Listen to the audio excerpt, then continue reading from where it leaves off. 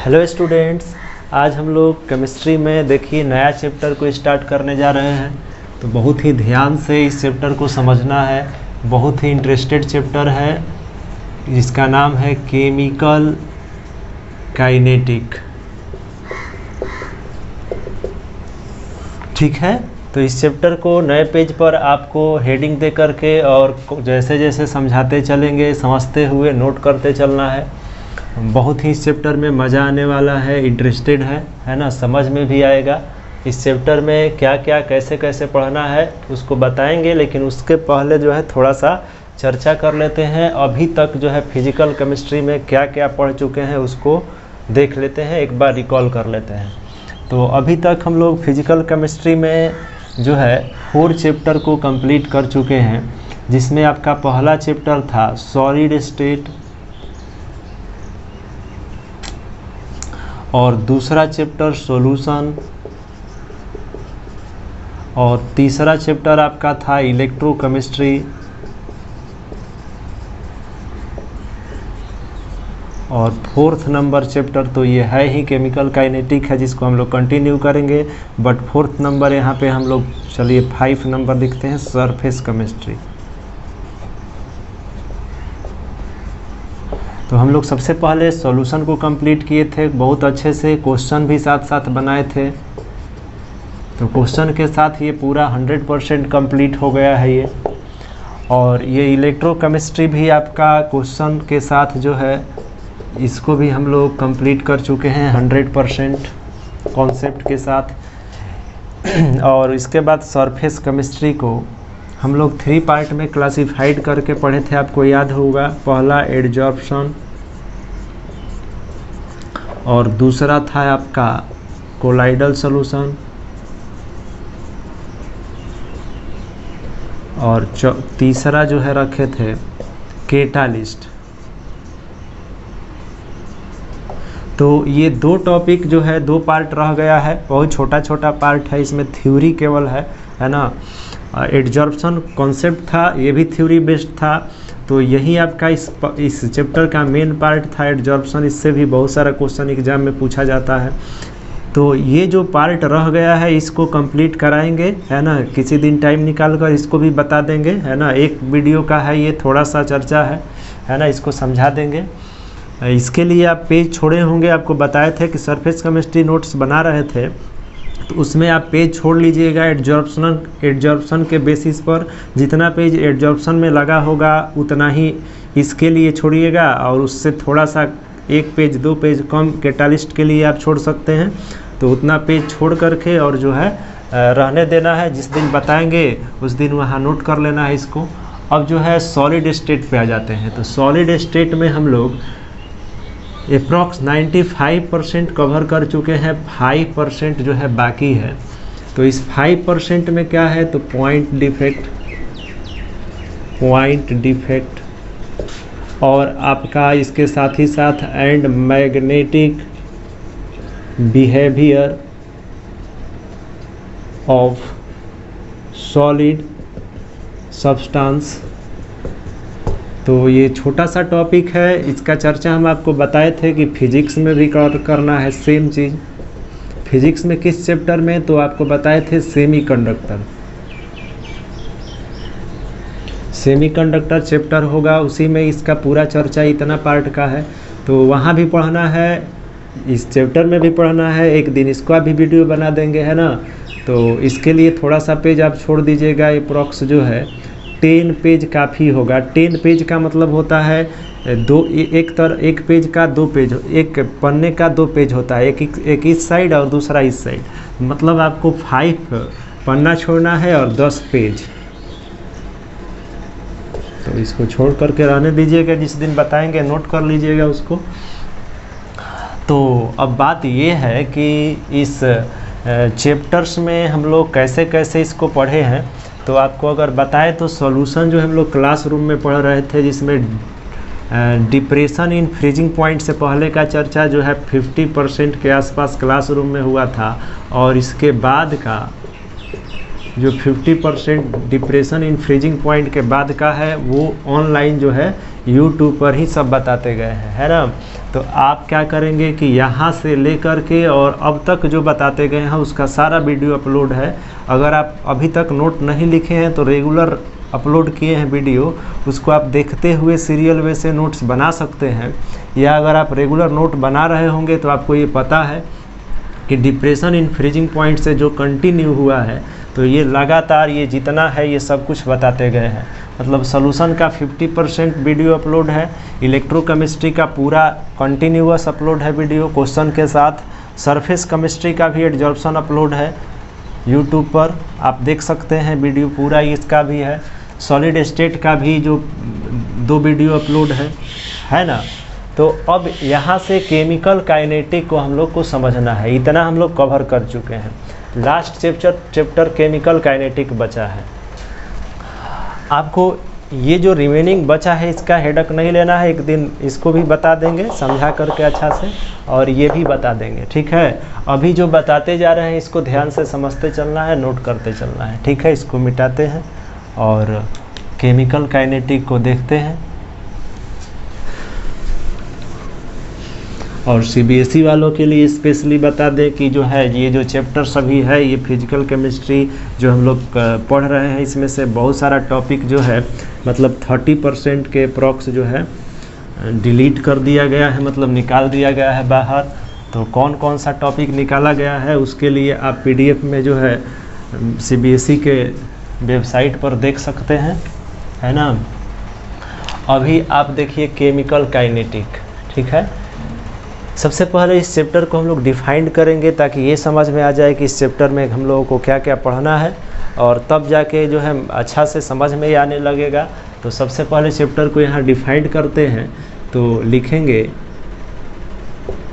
A branch of chemistry, क्योंकि chemistry का ही branch है, विच study about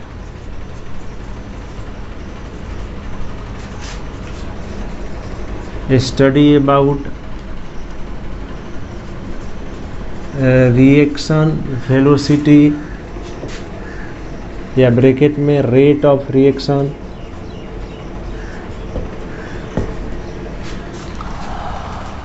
and it's factor affecting so it is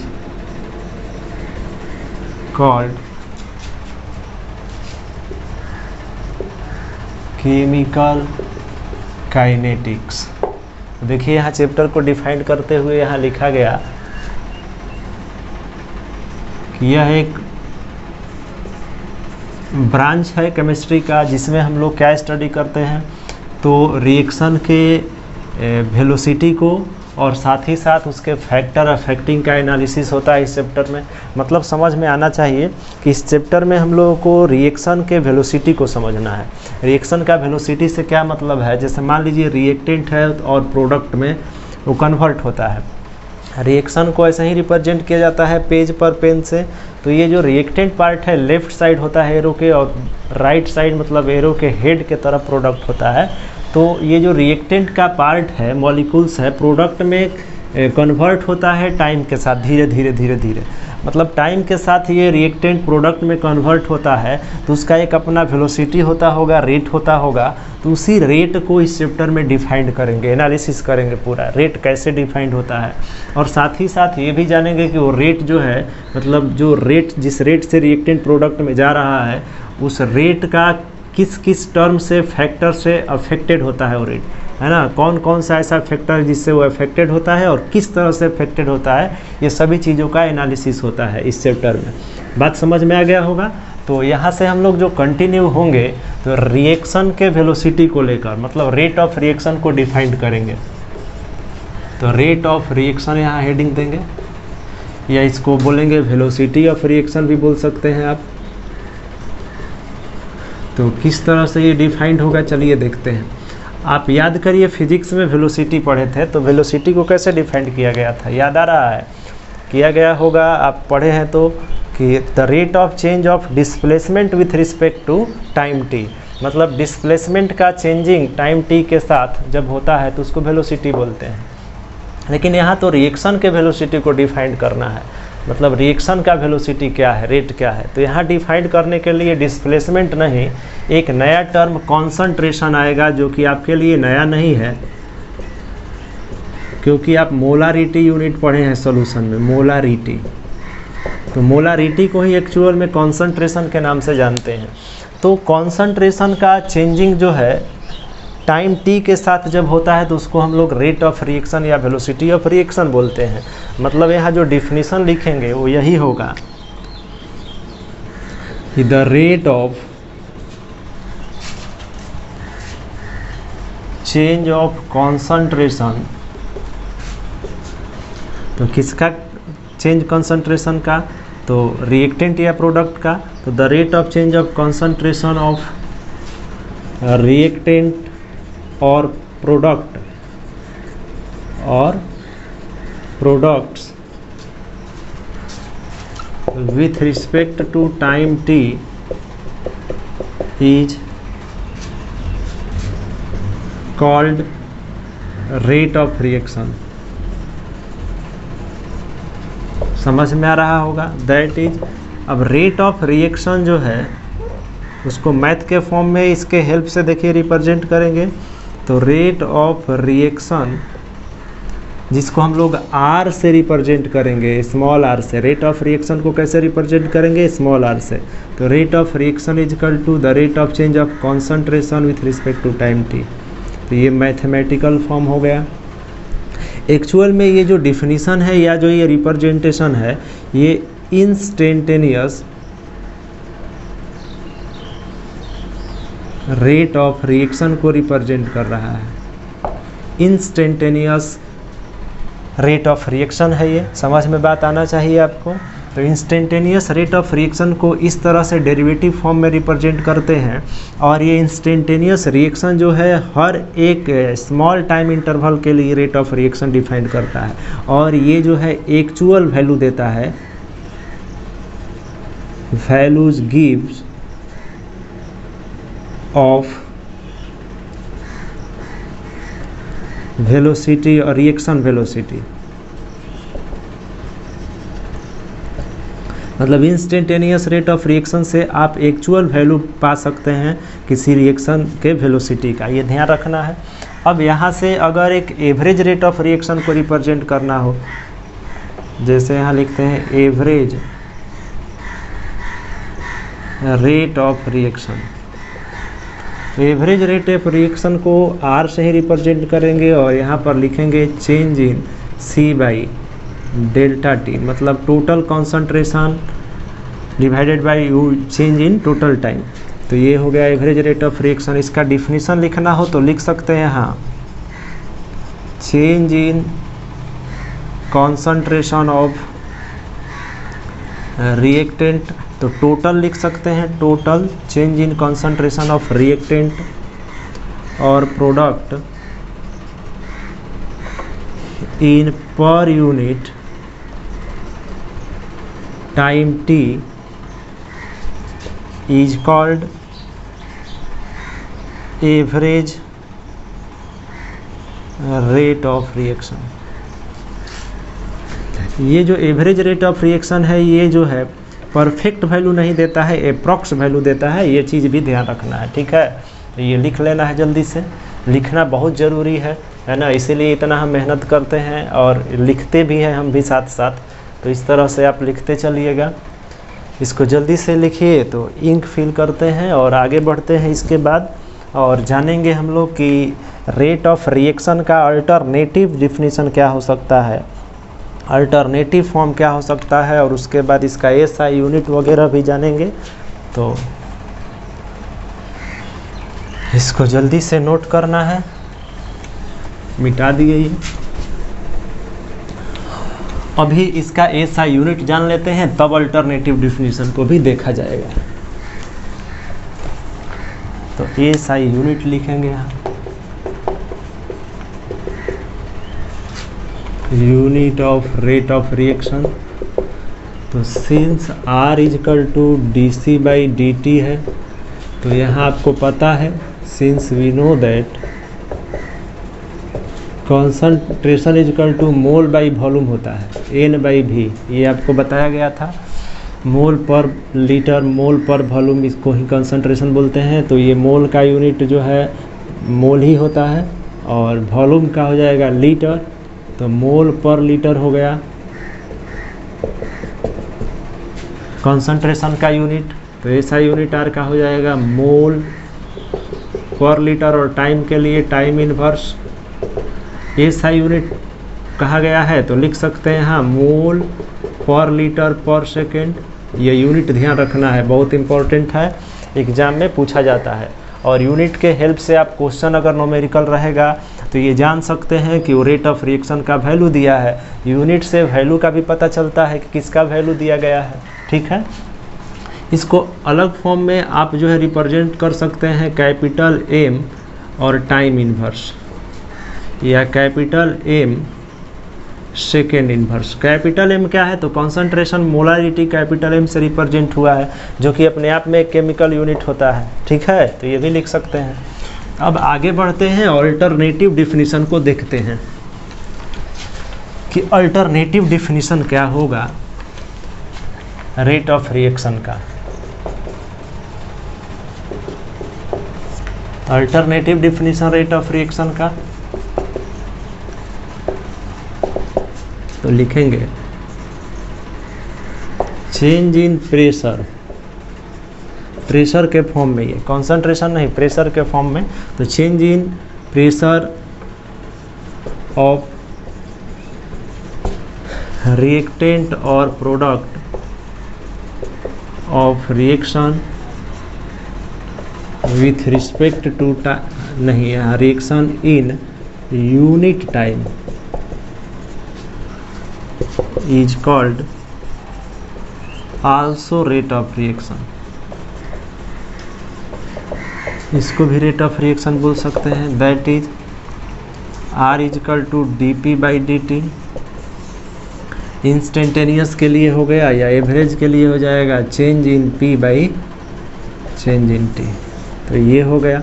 अब यहाँ से इसका ऐसा यूनिट लिखना हो तो ऐसा यूनिट लिख सकते हैं ATM पर टाइम, या लिख सकते हैं ATM पर सेकेंड। तो ये भी यूनिट हो सकता है रेट ऑफ रिएक्शन का। इसको क्या पढ़ेंगे, तो rate of change of pressure with respect to time T is called rate of reaction. समझ में बात आ रहा होगा, बहुत सिंपल है, इसको नोट करिए। इसको नोट कर लिए हैं, तो देखिए आगे बढ़ते हैं। इसको कॉन्सेप्ट से समझते हैं, थोड़ा एग्जाम्पल एक लिया जाए कैसे रेट ऑफ रिएक्शन भाई निकाला जाए। एक एग्जाम्पल चाहिए इसके लिए। तो देखिए यहाँ पर रेट ऑफ रिएक्शन का एग्जाम्पल, तो यहाँ लिखेंगे concept of rate of reaction, और ये कॉन्सेप्ट आपका एग्जाम्पल से क्लियर होगा। जैसे फॉर एग्जाम्पल एक प्रैक्टिकल एग्जाम्पल लेते हैं। मान लीजिए कि एक जो है सल्फर डाइऑक्साइड कंपोनेंट है, दूसरा ऑक्सीजन, और ये बना रहा है सल्फाइड। बैलेंस करिए इसको, यहाँ 2 रहेगा, यहाँ भी 2 रहेगा, बैलेंस हो गया। अब ये जो रिएक्टेंट पार्ट है, ये 2 कंपोनेंट है वो सल्फाइड बना रहे हैं, ठीक है। तो सबसे पहले तो ये पता लगाना होगा कि इसका कॉन्सेंट्रेशन क्या है, इसका कॉन्सेंट्रेशन क्या है। तो इसका मान लीजिए कि हम चेक किए प्रैक्टिकल, और इसका कॉन्सेंट्रेशन पाया गया कि 4m है, ठीक है। इसका कॉन्सेंट्रेशन देखा गया तो 2m है, चेक किए तो मान लीजिए। और ये कब चेक किए, तो किसी टाइम इंटरवल पर किए होंगे।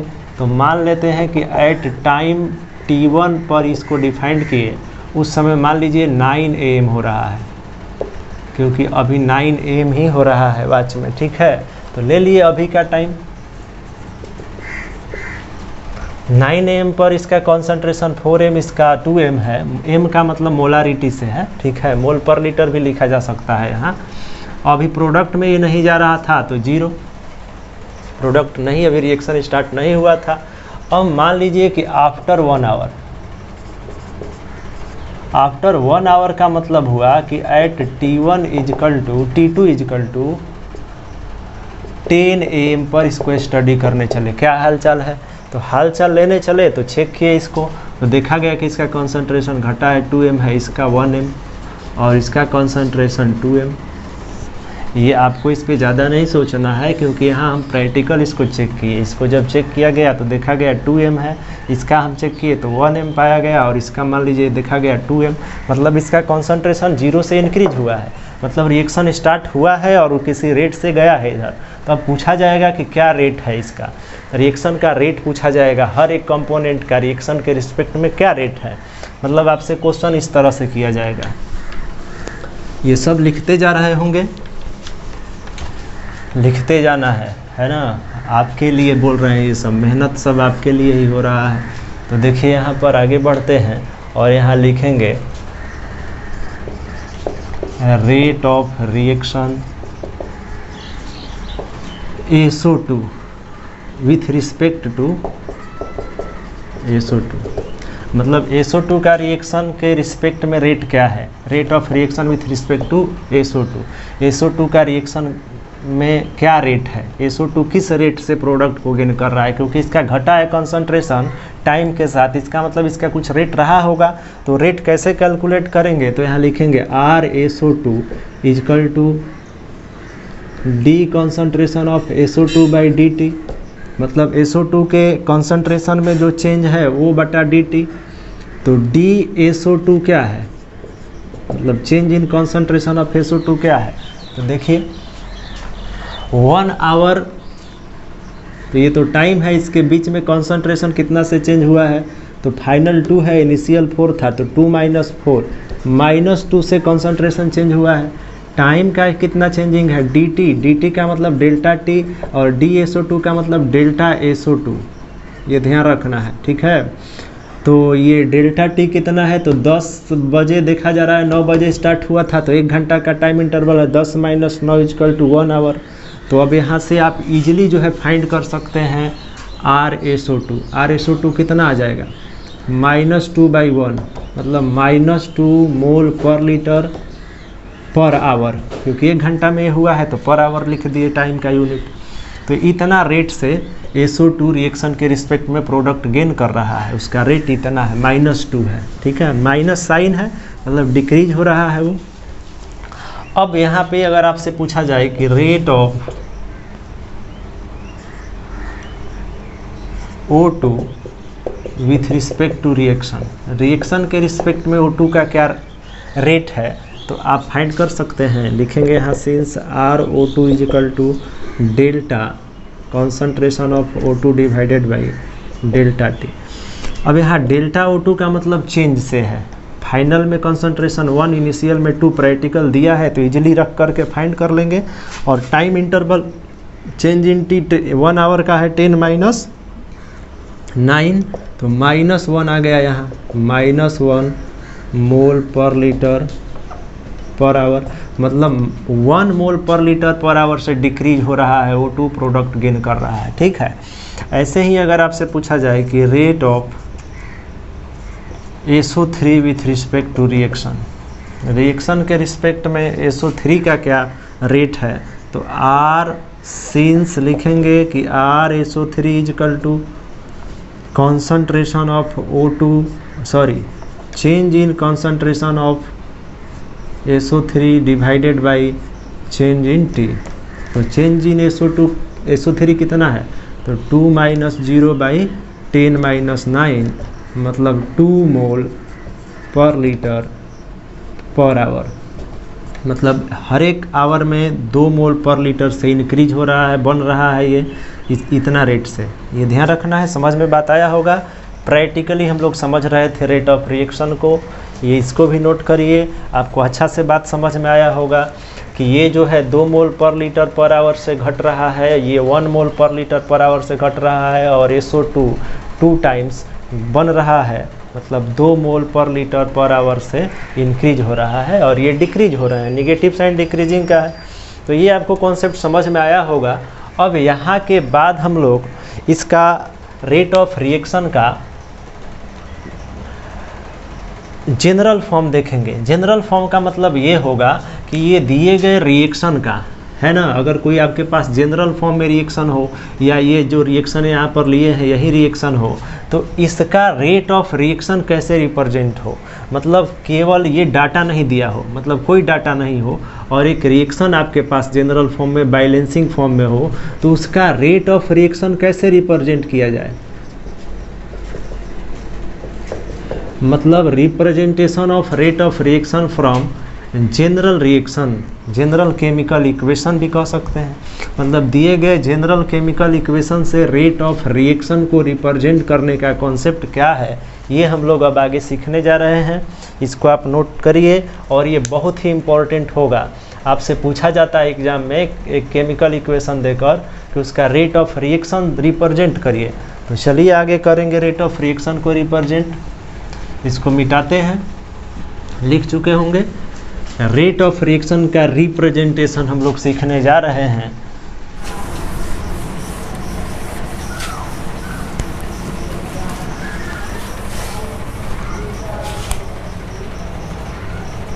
तो रेट ऑफ रिएक्शन फिर से यहाँ देखिए डिफाइन करने जा रहे हैं, ध्यान से इसको समझना है ना। तो लिखेंगे change in concentration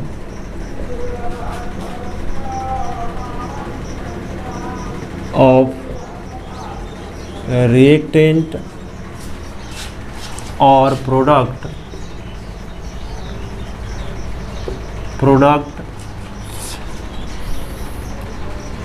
in per unit time t, in per unit time t divided by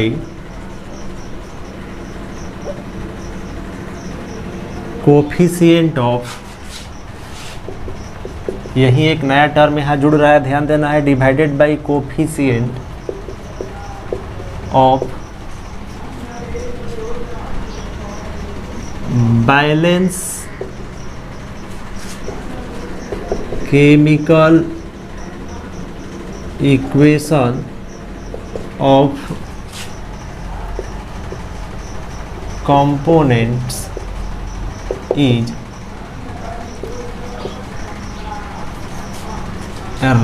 general form of rate of reaction is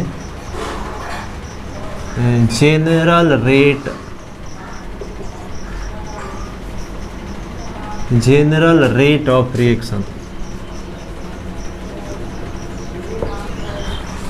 मतलब क्या है, आइए हाथ समझते हैं। दैट इज, मान लीजिए आपके पास एक जनरल रिएक्शन है Na और रिएक्शन मार्क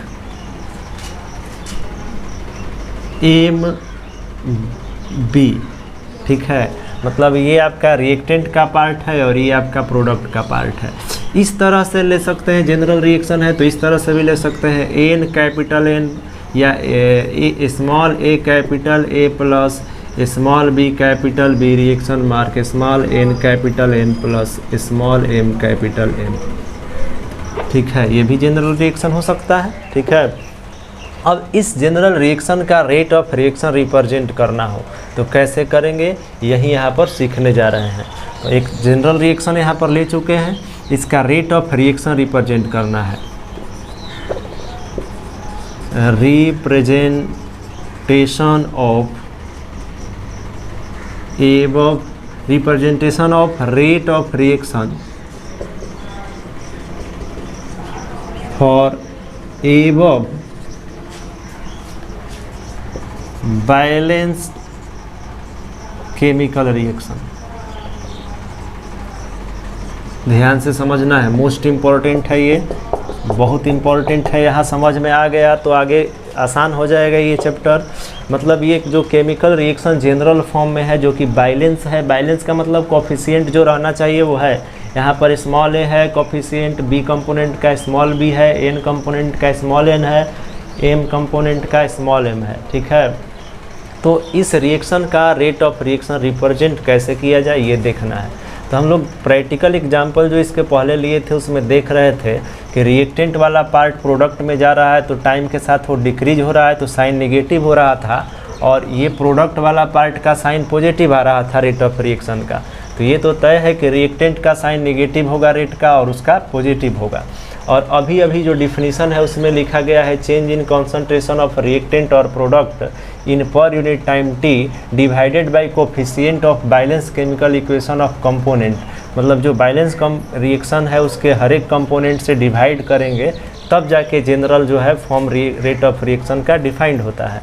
तो यहाँ से चलिए देखते हैं कि इसका रेट ऑफ रिएक्शन कैसे डिफाइंड किया जाए। तो यहाँ लिखा जाएगा R इजकल टू, तो रेट ऑफ रिएक्शन है R equals to concentration of reactant component A और डिवाइडेड बाई dt, और साथ में यहाँ डिवाइड करना है इसके कोफिशिएंट से भी, A से भी, ठीक है, और साइन नेगेटिव हो जाएगा तो ये रेट ऑफ रिएक्शन हो गया, ठीक है। इस कंपोनेंट का इक्वेशन 1 मान लिए। फिर R इजकल टू इस कंपोनेंट का रेट ऑफ रिएक्शन रिप्रेजेंट करना हो जनरल फॉर्म में, तो D concentration of B divided by dt और मल्टीप्लाई विथ कोफिशिएंट डिनोमिनेटर के साथ, ये भी साइन नेगेटिव होगा। ऐसे ही इसका रेट ऑफ रिएक्शन डिवाइड करना है तो पॉजिटिव में होगा D, मतलब rate of concentration of n component of product divided by dt और कोफिशिएंट n से यहाँ पर मल्टीप्लाई डिनोमिनेटर में।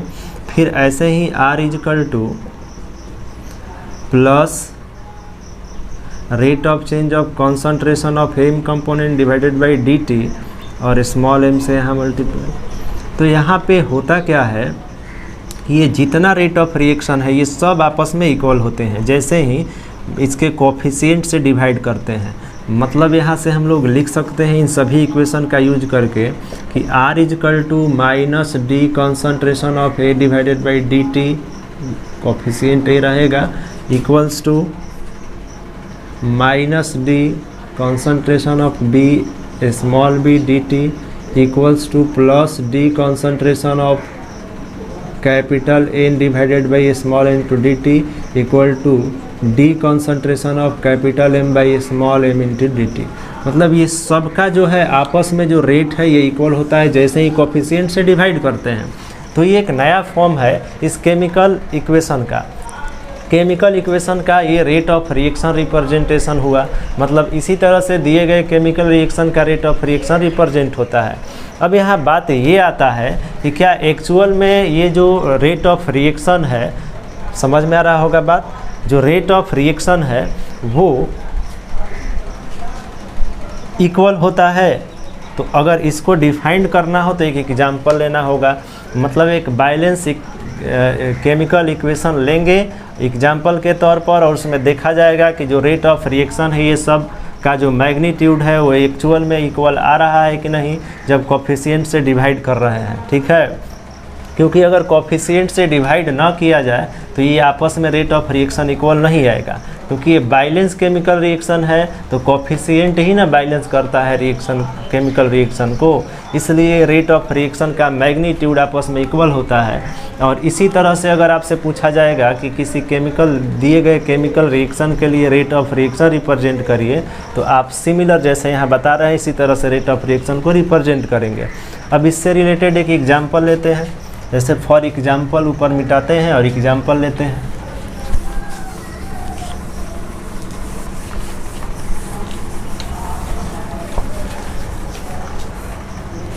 तो एग्जाम्पल में हम लोग वही रिएक्शन लेंगे जो इसके पहले वाले एग्जाम्पल में लिए थे, प्रैक्टिकल एग्जाम्पल को ही यहाँ देखेंगे। तो 2SO2 प्लस O2 था और रिएक्शन मार्क SO3, ठीक है, यहाँ पर 2 था बैलेंस। तो यहाँ कोफिशिएंट SO2 का 2 है, यहाँ ऑक्सीजन का कोफिशिएंट 1 है और इसका 2 है। तो यहाँ पे प्रैक्टिकल जो एग्जाम्पल लिए थे टाइम क्या कंसीडर किए थे, T1 इजकल टू याद होगा 9 AM लिए थे, और T2 जो है जब स्टडी स्टार्ट हुआ तो 10 AM पर देख रहे थे। तो यहाँ पर 9 AM में इसका कॉन्सेंट्रेशन कितना लिए थे, तो 4 M और इसका 2 M, और उस समय 0 था। ये 1 घंटा बाद देखा गया था तो इसका 2 M कॉन्सेंट्रेशन, इसका 1 M और इसका 2 M, ठीक है।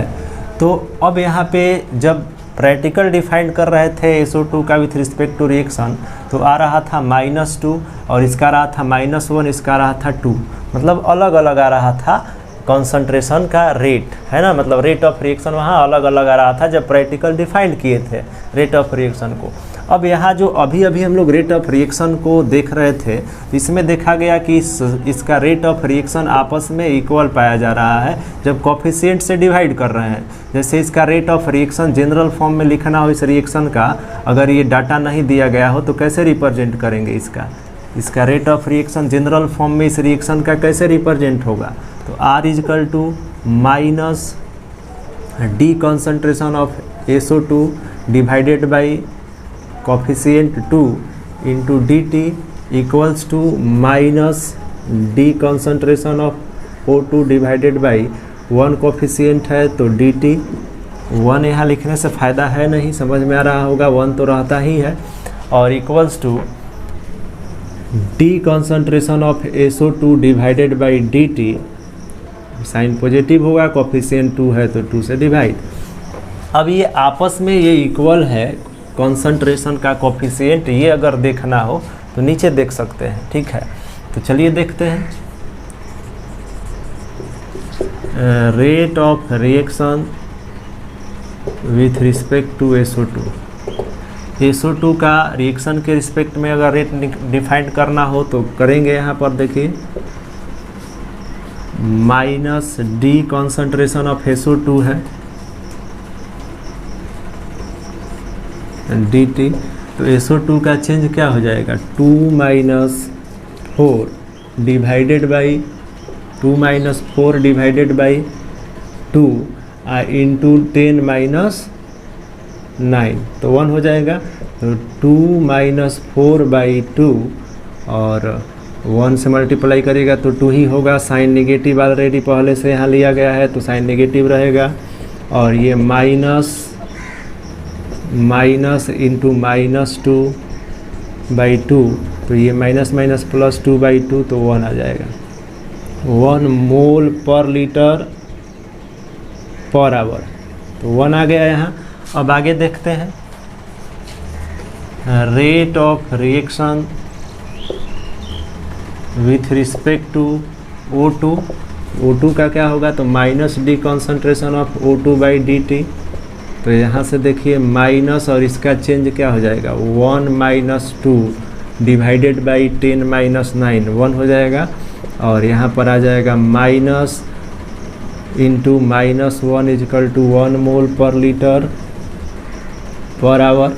तो यहाँ भी यूनिट कॉन्सेंट्रेशन जो है O2 का भी रिएक्शन के रिस्पेक्ट में 1 आ रहा है, जब कोफिशिएंट से डिवाइड कर रहे हैं वहाँ भी 1 आया। अब यहाँ देख लेते हैं प्रोडक्ट का, तो rate of reaction with respect to SO3, तो D concentration of SO2 divided by 2 dt। तो यहाँ पर देखिए पॉजिटिव में रहेगा साइन, प्रोडक्ट का है तो चेंज क्या है, तो 2 - 0 डिवाइडेड बाई 2 इंटू 10 - 1, टाइम का चेंजिंग 1 होगा इंटू 1, तो 2/2 ये भी 1 मोल पर लीटर पर आवर है। तो आप देख रहे हैं कि कॉन्सेंट्रेशन सबका इक्वल आ रहा है। जब साइन नेगेटिव लिए हैं तो ये प्रूफ हो जाता है इस एग्जाम्पल के साथ कि यहाँ पर ये इक्वेशन जो है रेट ऑफ रिएक्शन जो रिप्रेजेंट किया गया इस इक्वेशन का, ये बिल्कुल सही है। इस एग्जाम्पल से प्रूफ हो गया, क्योंकि सबका जो है रेट कितना आया, 1 1 1 आया।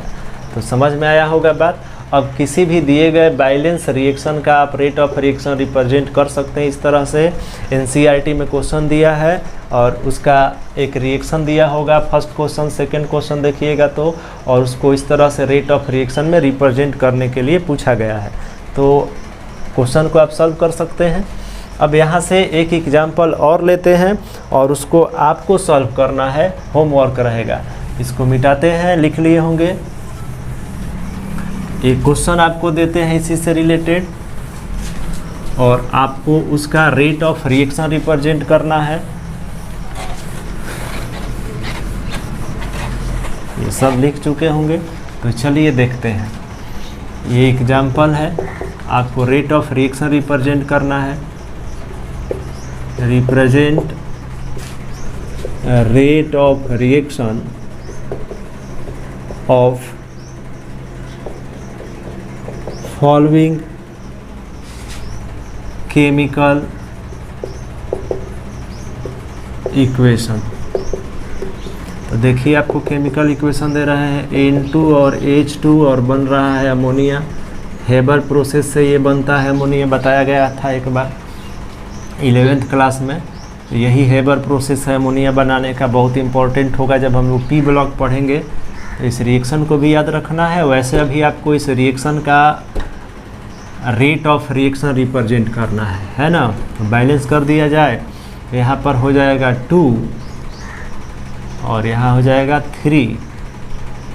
तो ये बैलेंस हो गया है। इसका रेट ऑफ रिएक्शन आप रिप्रेजेंट करिएगा। और इसी से रिलेटेड एक क्वेश्चन और है, और इसमें देखिए इसी से रिलेटेड है। इसमें कहा गया है कि N2 + 3H2 रिएक्शन बार 2NH3 अगर ये रिएक्शन हो और if D concentration of H2 divided by dt equal to 30 mole पर लीटर पर टाइम है या पर आवर दे सकते हैं। तो आपको क्या करना है, then concentration rate of concentration of NH3 divided by dt, मतलब rate of concentration of ammonia with respect to time t find करना है। तो लिख सकते हैं यहाँ देन फाइंड वैल्यू ऑफ ये। अगर आपको इसका वैल्यू दिया हो कि इसका रेट क्या है, तो अगर ये इतना दिया गया है तो आपको अमोनिया का रेट टाइम के रिस्पेक्ट में फाइंड करना है। तो ट्राई करिएगा, फाइंड कर सकते हैं आप। अगर आपसे फाइंड नहीं होता है तो अगले क्लास में आप पूछिएगा हमसे, सेकंड वाले को बताएंगे। करना क्या है कि इसका पहले रेट ऑफ रिएक्शन रिप्रेजेंट करना है। जैसे ही रेट ऑफ रिएक्शन रिप्रेजेंट कर लेंगे तो ये क्वेश्चन सॉल्व हो जाएगा, क्योंकि इसका तो दिया है और ये सब आपस में इक्वल होंगे। तो इसका अपना rate of reaction easily defined हो जाएगा। अगले वीडियो में हम इसको बताएंगे, ठीक है, कैसे सॉल्व होगा ये। आप पहले ये हमको बताइएगा कि इसका रेट ऑफ रिएक्शन आप रिप्रेजेंट कर दिए हैं कि नहीं, है ना। इसको रेट ऑफ रिएक्शन को रिप्रेजेंट करके और फोटो क्लिक करके भेजिएगा हमारे व्हाट्सएप नंबर पर। हम उसको चेक करेंगे और अगर वो सही होगा आपका तो ये भी डिफाइन हम कर देंगे अगले वीडियो में, ठीक है। आज के लिए इतना ही रहने देते हैं। आज हम लोग क्या सीख रहे थे, तो rate of reaction rate of reaction का कॉन्सेप्ट देख रहे थे आज, जो कि पूरा हुआ। अगले वीडियो में हम लोग फैक्टर अफेक्टिंग देखेंगे, है ना। नेक्स्ट हम लोगों का वीडियो जो होगा, मतलब क्लास होगा कह सकते हैं, उसमें factor affecting of rate of reaction. ये जो रेट ऑफ रिएक्शन है ये किस किस फैक्टर से अफेक्टेड होता है, इसका चर्चा हम लोग करेंगे नेक्स्ट वीडियो में, नेक्स्ट क्लास में। और आज के लिए इतना ही रहने देते हैं। अगले वीडियो में हम लोग इससे पहले, मतलब ये factor affecting of rate of reaction से पहले कुछ क्वेश्चंस भी इससे रिलेटेड बनाएंगे NCERT से, ठीक है। और जो बचेगा वो आपको होमवर्क दे देंगे और ये स्टार्ट कर देंगे, ठीक है। मिलते हैं अगले वीडियो।